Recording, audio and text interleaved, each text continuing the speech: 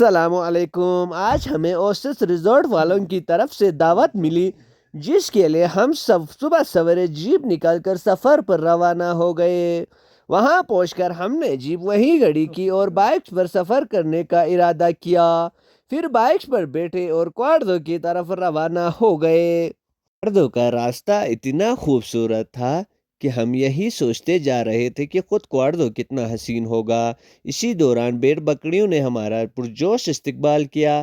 ایک بچہ ہمیں ایسے گڑ دیکھ رہا تھا جیسے ہم نے اس کا اپنا گردہ مانگ لیا ہو۔ اتنے میں میرے اندر عقیدت کی لہر دوڑ گئی اور میں نعت رسول مقبول صلی اللہ علیہ وآلہ وسلم اپنے انداز میں دعا اور عقیدت پیش کرنے لگا۔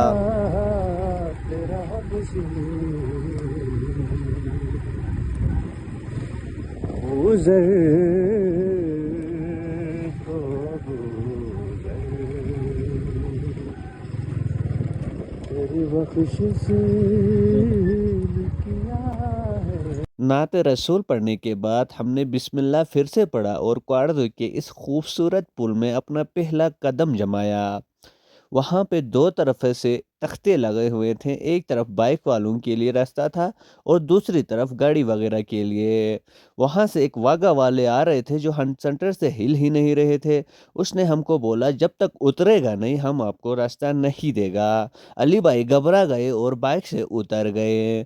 میں آہستہ آہستہ بائک کو سائڈ سے نکال لیا اور علی بھائی سے کہا کہ چلو بھیا اب بیٹھ جائیں۔ اتنے میں ایک بائک والا آیا، اس نے ہم کو سلام کیا کیونکہ ہم تو بہت مشہور لوگ ہیں۔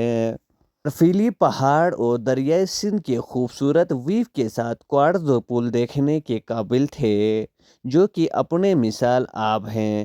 اس پل کو انجینئروں نے اپنے ان ہاتھوں سے جتنے مہارت سے بنایا گیا ہے کہ آنکھیں دنگ رہ جاتے ہیں۔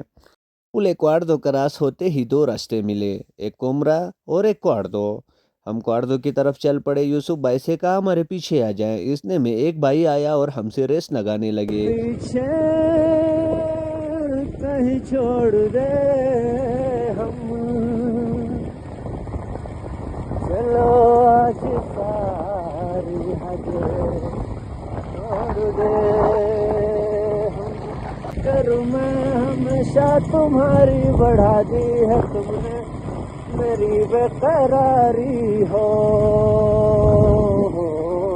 گائے وغیرہ آپ کے بھائی کا دن مکمل ہوتے ہی نہیں ہے۔ یوسف بھائی میرے گانا سن کر مجھے سلام کرتے ہوئے آگے جا رہے تھے۔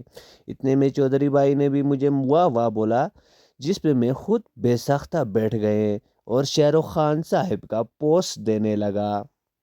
شاہ رخ خان کی اس عظیم پوز کے کاپی کرنے کے بعد ہم چل پڑے پہاڑوں کی طرف۔ ہمارے پاس کچھ بھی نہیں تھے رخت سفر کے لیے، ہمارے پاس کچھ مالٹے تھے جو کہ یوسف بھائی کو آلریڈی ہم نے تھمایا ہوا ہے۔ ہم کچھ برسے لے کے آگے جا رہے ہیں اور روایتی انداز میں اپنا آگ جلایا۔ وہاں پہ اپنے آپ کو گرم کیا اور بڑی بڑی لمبی لمبی چھوڑنے لگے۔ طرف کوارڈو کے دلکش مناظر ہیں، جہاں دریائے سندھ اپنی ریتیلی زمینوں پر خاموشی سے بہتا ہوا فطرت کی کہانی سنا رہا ہے۔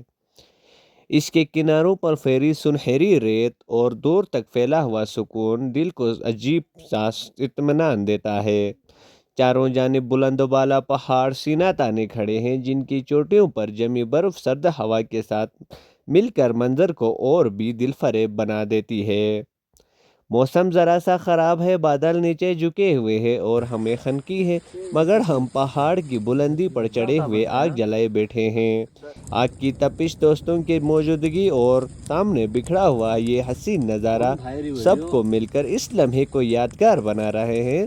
یوں لگتا ہے جیسے فطرت خود ہمیں اپنی حسن کے قریب بلا کر کہہ رہی ہو، یہی اصلی سکون ہے۔ کے بعد ہم شاہ علی طوسی کے مزار کی طرف زیارت کے لیے روانہ ہوئے۔ وہاں پہنچ کر دل میں عجیب سا سکون اتر آیا۔ مزار کی فضا میں روحانیت بسی ہوئی تھی۔ ہم نے عقیدت کے ساتھ زیارت کی، ہاتھ اٹھا کر دعائیں مانگی اور دل کی باتیں اللہ کے حضور رکھ دیں۔ دعاؤں کے بعد جب واپس لوٹے تو دل ہلکا اور روح مطمئن تھی۔ پھر ہم باعث کی طرف پلٹ پڑے، راستے بڑھ وہی خاموشی، پہاڑوں کی گواہی اور دل میں ایک عجیب سی ٹھنڈک لیے، جیسے اس سفر نے ہمیں اندر سے بھی بدل دیا ہو۔ والسلام۔